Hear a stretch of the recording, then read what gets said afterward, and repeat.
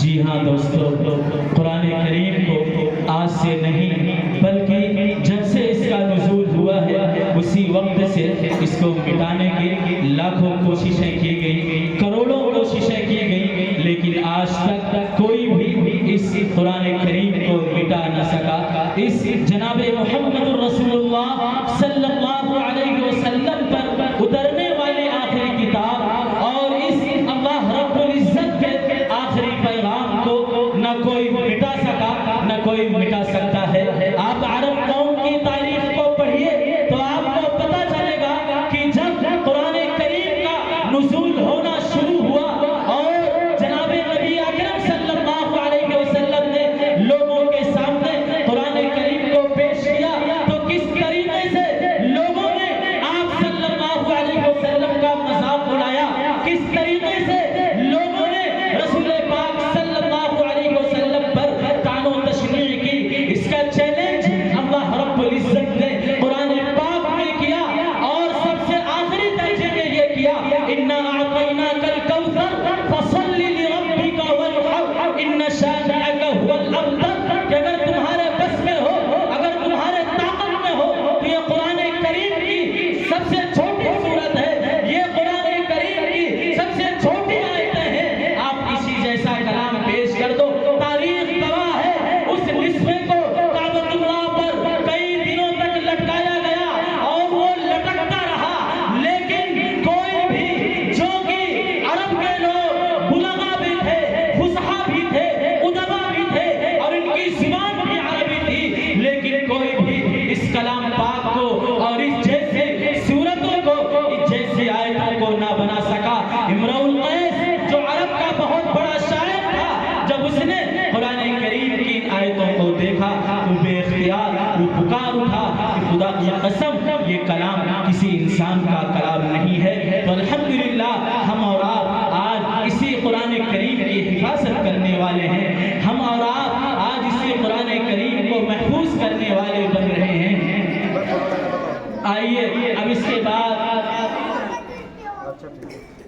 میں جامع مسجد رقصہ کلا کے امام و خطیب حضرت مولانا مفتی محمد سلمان صاحب قاسمی بلرام پوری دامت برکاتہم العالیہ سے درخواست کروں گا کہ حضرت والا تشریف لائیں اور اپنے قیمتی بیان سے ہم سامعین کو محسوس کریں۔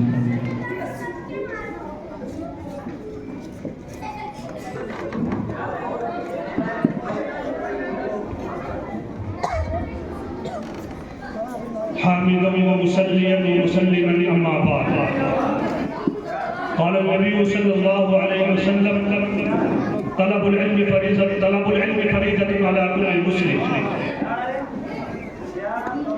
پہلے تعلیم سے تم منہ موڑ دیے جاؤ گے، پہلے تعلیم سے تم منہ موڑ دیے جاؤ گے، پھر کسی جرم سے تم جوڑ دیے جاؤ گے، ہاتھ سے ہاتھ میں زنجیر بنا کر نکلو ورنہ دھاگے کی طرح توڑ دیے جاؤ گے۔ گرامی قدر سامعین، اسٹیج پر رونق افروز علماء اعزاز، آج کا یہ پروگرام جشن تقریب، انعامات کی تقسیم اور رزلٹ اور نتائج کے سنانے کا دن ہے۔ یقیناً اس طرح کے پروگرام ہونے چاہیے جس سے بچوں کے اندر حوصلہ افزائی ہوتی ہے، ان کو آگے بڑھنے کا جذبہ اور سلیقہ پیدا ہوتا ہے، ان میں جرأت پیدا ہوتی ہے، بے باکی پیدا ہوتی ہے اور ان کو ان کی معافی ضمیر کی ادا کرنے کا ان کو سلیقہ پیدا ہوتا ہے۔ آج آپ کے سامنے کچھ مختصر سی بات کر دی تعلیم کے حوالے سے۔ تعلیم کیا ہے؟ اللہ کے رسول صلی اللہ علیہ وسلم نے تعلیم کے تعلق سے، علم کے تعلق سے کیسی کیسی باتیں آپ ہمارے سامنے رکھی ہیں۔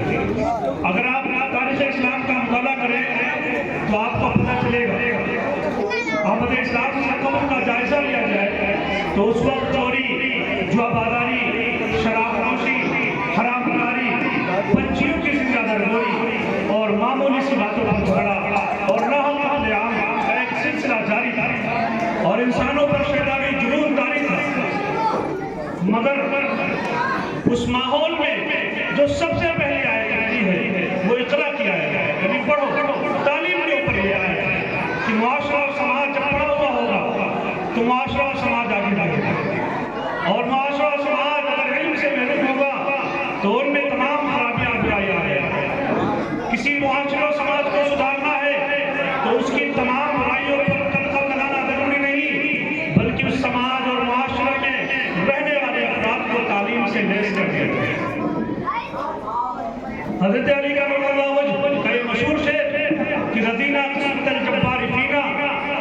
لنا علم وللجهال مال فإن المال يبقى عن قريب وإن العلم يبقى لا تزال.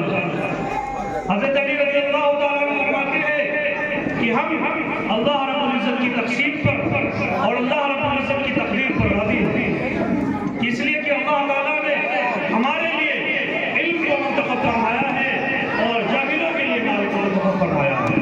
اور مال کا معاملہ کیا ہے؟ مال تو ختم ہو جائے گا لیکن علم یہ باقی رہنے والی چیز ہے.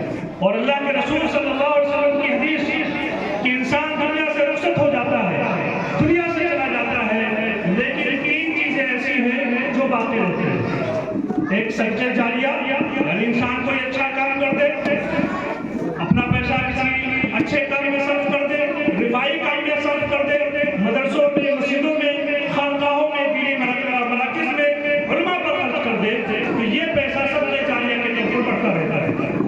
اور دوسرا معاملہ یہ ہے کہ اگر ایک سال اولاد ہے وہ بھی انسان کے لیے صدقہ جاریہ کا سبب بنتا ہے. اور تیسرا جو معاملہ ہے وہ ہے علم نافع، یعنی نفع بخشے، جس سے فائدہ پہنچے. یہ علم بھی انسان کو آگے بڑھاتی ہے، یہاں تک کہ مرنے کے بعد بھی اس کے اعمال میں اضافہ ہوتا رہتا ہے.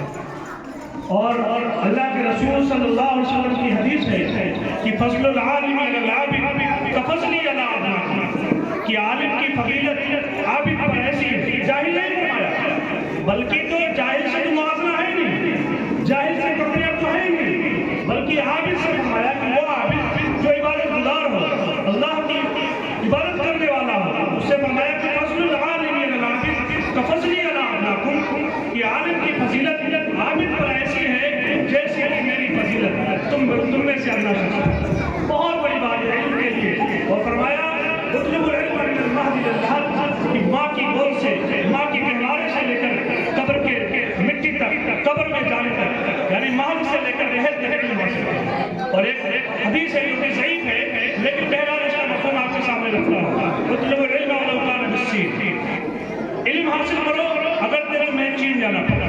تو اللہ کے رسول صلی اللہ علیہ وسلم نے اس طرح تعلیم کے تعلق سے ہمیں اور آپ کو بھرا ہے. اور عرب کا وہ معاشرہ و سماج کیسا تھا کہ وہ لوگ جو نمک اور کافور میں یہ فرق نہیں کر پاتے تھے. عرب کے اتنے بڑے اکھڑ اور جاہل مزاج کے لوگ تمام طرح کی برائیوں کے اندر تھے. بدی کا شاعر کہتا ہے کہ بدی کا زور تھا، ہر سو جہالت کی گھٹائیں تھی، فساد اور ظلم کی چاروں طرف اس میں پھیلی ہوائیں تھی. اور ذرا سی بات پر تلوار چل جاتی تھی آپس میں تو پھر جنگ آتی ہی نہ تھی دو چار کے بس میں. اگر لڑکی کی پیدائش کے گھر میں ذکر سن لیتے تو اس معصوم کو زندہ زمین میں دفن کر دیتے. غرض جو بھی برائی تھی ان میں پائی جاتی تھی، نہ تھی شرم و حیا، گھر گھر بے حیائی تھی. مگر اللہ نے ان پر اپنا فضل فرمایا تو عبداللہ کے گھر میں خدا کا لاڈلا ہے. اور آپ دیکھیں گے اللہ کے رسول صلی اللہ علیہ وسلم پر جو سب سے پہلے آیت نازل ہے وہ کیا ہے؟ اقرا، پڑھو پڑھو اقرا. یہ نہیں فرمایا کہ کون سی تعلیم پڑھو، مطلق فرما دیا کہ پڑھو. یعنی مسلمانوں کا کام یہ ہے الحکمت غالب المؤمن، علم و حکمت مومن کی گمشدہ چیز ہے. جہاں سے بھی ملے وہ اس کو حاصل کر لے، جہاں سے بھی ملے اس کو حاصل کر لے. اس لیے کہ اللہ کے رسول صلی اللہ علیہ وسلم پر جو پہلی وحی کری ہے اس بات کی نماز ہے، اس بات کی اشارہ کرتی ہے کہ تعلیم بہت ہی ضروری ہے. اس لیے ہمیں اور آپ کے لیے ضروری ہے کہ ہم کم کھائیں، کم پہنیں اور اپنے مطالبات اور اپنے خواہشات کو کم کر دیں، لیکن اپنے بچوں کو دین کی تعلیم اور دنیاوی تعلیم میں آگے بڑھیں. ورنہ معاملہ کیا ہوگا؟ دنیا تو ہماری پیچھے پڑی ہوئی ہے، ہماری نسل کرنے پر پڑی ہوئی ہے. تو ہمیں چاہیے کہ ہم تعلیم میں آگے بڑھیں. پہلے جیسا کہ میں نے پہلے شعر پڑھا، پہلے تعلیم سے تم کو موڑ دیے جاؤ گے، پھر کسی جرم سے تم جوڑ دیے جاؤ گے اور ہاتھ میں ہاتھ کی زنجیر بنا کر نکلو، ورنہ دھاگے کی طرح توڑ دیے جاؤ گے. وما توفیقی الا باللہ. ماشاء اللہ، بہت خوب.